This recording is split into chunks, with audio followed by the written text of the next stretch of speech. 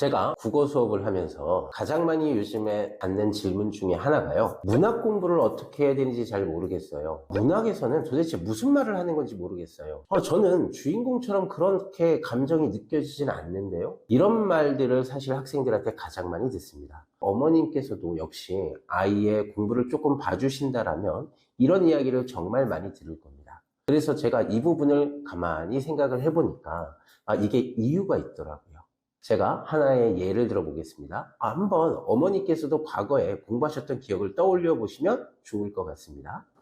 우리 예전에 그 고전시가나 이런 작품들을 보면요, 자연은 좋은 거고 부귀공명을 추구하는 것은 좋지 않은 거다, 이렇게 어머니들께서도 공부를 하셨죠.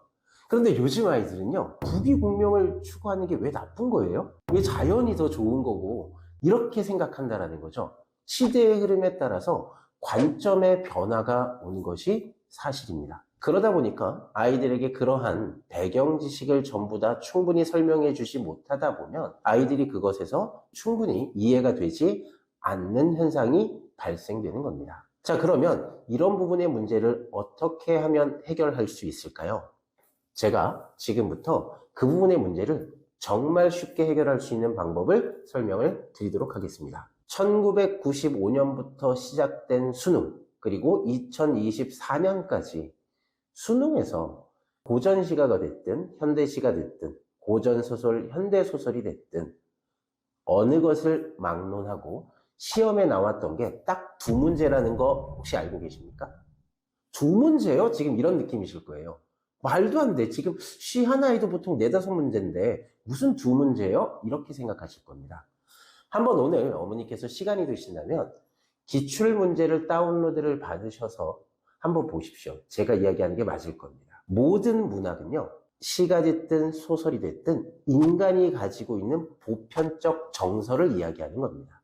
다만 그러한 정서를 시라는 형식을 통해서 표현하는 거고요. 그러한 정서를 소설이라는 형식을 통해서 표현하는 겁니다. 그러다 보니까 시험 문제로 출제할 수 있는 것이 지극히 제한적입니다. 제가 아까 기출문제 확인해 보라고 그랬잖아요. 딱 보면요, 무엇을 알 수 있냐면 시 속에서의 상황을 묻거나 소설에서의 상황을 묻거나 아니면 시의 표현법을 묻거나 시의 특징을 묻거나 소설에서의 서술 방식을 묻거나 소설의 기본적인 특징을 묻거나 이것밖에는 없을 겁니다. 결과적으로 볼 때 표현법이랑 특징은 사실 하나로 묶어도 되는 거거든요. 그렇다면 실제 시험에서 출제되는 것은 뭐밖에 없다? 상황과 특징밖에 없다라는 겁니다. 그렇다면 상황과 특징에 대한 파악만 정확하게 할 줄 알면 우리 아이가 문학을 잘하게 되겠네요? 맞습니다. 그러면 상황과 특징을 정확하게 공부할 수 있는 방법, 그 방법이 필요하시겠죠? 제가 지금부터 그 방법에 대한 이야기를 드리도록 하겠습니다. 만약 내 아이가 초등학생이라면요, 소설이나 시를 읽고 나서요, 어머님과 대화를 나눠보시는 게 가장 좋은 방법입니다. 각 인물들이 어떤 상황에 놓여 있고 어떠한 감정을 느끼고 중요한 사건이 무엇이고 이런 것들을 어머님과 아이가 대화를 통해서 그러한 상황들을 아이가 정확하게 인지할 수 있도록 어머니께서 유도해 주시면 됩니다. 이게 그런데 매우 어려운 게 아닙니다. 어머니께서 질문을 던져주시면 돼요. 이거는 내용이 무슨 내용이야? 주인공이 누구야? 주인공이 여기서 어떤 행동들을 했어? 이렇게 질문을 계속해서 던져보는 겁니다. 그래서 아이가 그 내용에 대한 충분한 이해를 바탕으로 계속해서 상황을 이해할 수 있도록 유도를 해주시면 됩니다. 그리고 만약 내 아이가 중학생이라면요.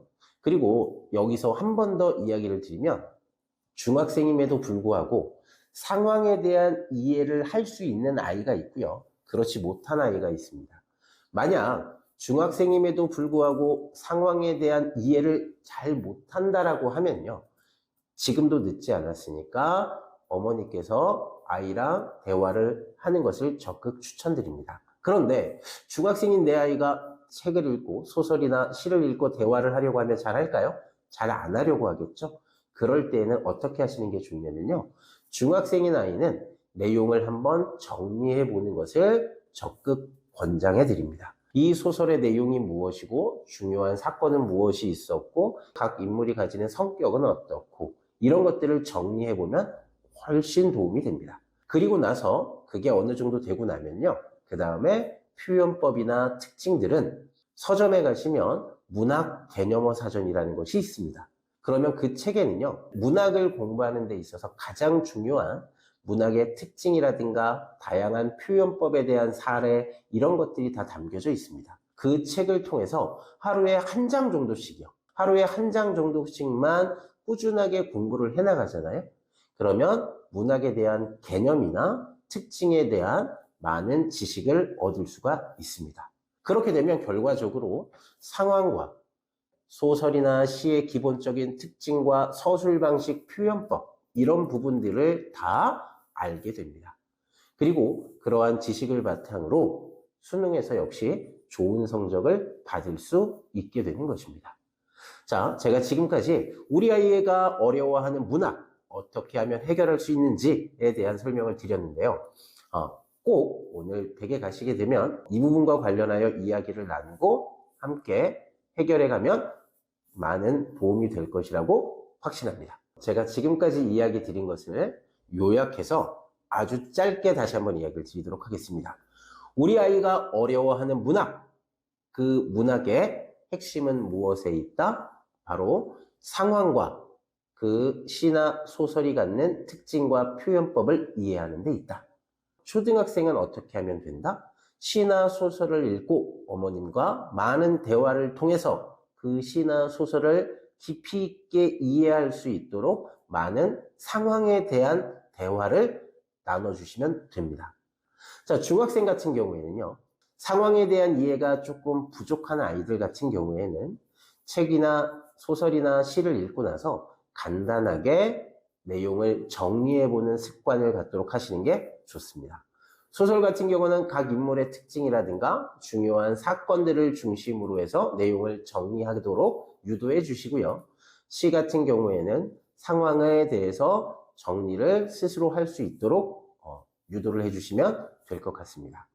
그리고 상황에 대한 이해가 충분히 되는 아이들은요. 문학 개념어 사전을 통해서 시나 소설의 개념에 대한 공부를 명확하게 해주시면 지금 어머니께서 걱정하시는 모든 문제를 한 번에 해결할 수 있습니다. 이상으로 오늘 문학을 어려워하는 문제점과 해결 방안에 대해서 이야기를 드렸습니다. 그러면 여기까지 해서 오늘 영상 마치도록 하겠습니다. 감사합니다.